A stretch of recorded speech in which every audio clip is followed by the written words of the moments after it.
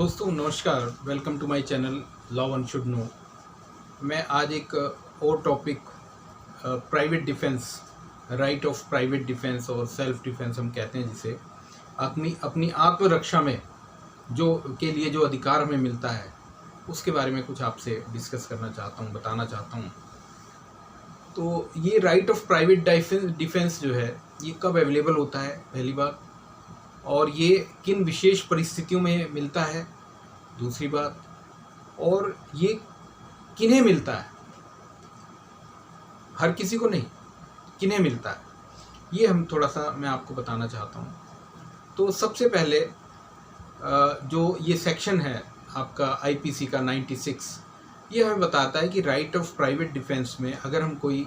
Offence करते हैं तो वो ऑफेंस, कोई एक्ट करते हैं तो वो ऑफेंस नहीं माना जाएगा। कोई हमें मारने आया, हमने अपनी डिफेंस में, हमने अपने आप को बचाने के लिए बॉडीली इंजरी, ग्रीवियस हर्ट या लाइफ थ्रेटनिंग सिचुएशन में अगर हमने अपना डिफेंस किया और बचाव किया, और इसको करते वक्त अगर दूसरे की चोट लग जाए या हत्या हो जाए या कुछ वो मर भी जाए,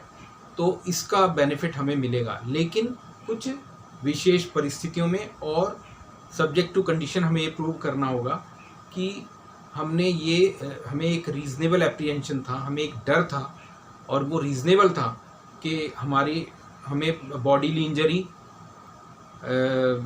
या प्रॉपर्टी की इंजरी हमारी वो हमें दिख रही थी कि वो हो सकती है अगर मैंने बचाव नहीं किया तो,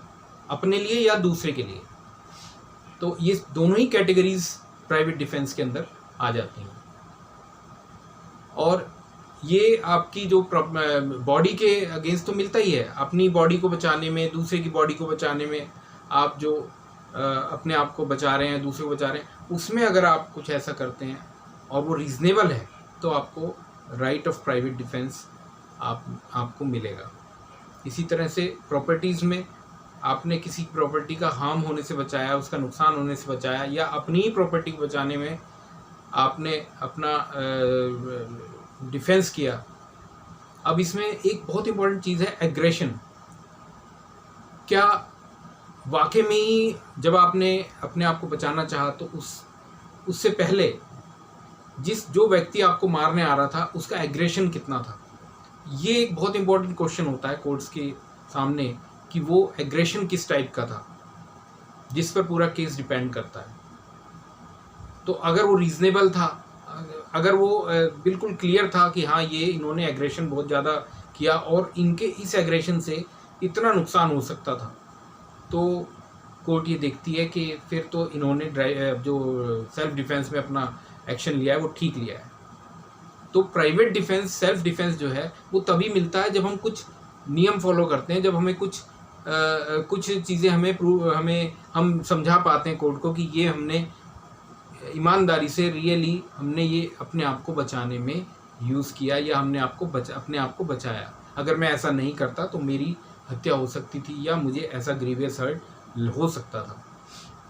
अच्छा, फिर ये आपका जो सेल्फ डिफेंस का है, आपको ये बॉडी हार्म में तो मिलता ही है, दूसरा आपको प्रॉपर्टीज़ में भी आप इसको क्लेम कर सकते हैं। आपको ये लग रहा था कि कुछ ऐसे ट्रेसपासिंग हो रही है, क्रिमिनल ट्रेसपास हुआ है, मिसचीफ हो रहा है, या आपको कोई ऐसा लग रहा है कि रॉबरी करने आ गए हैं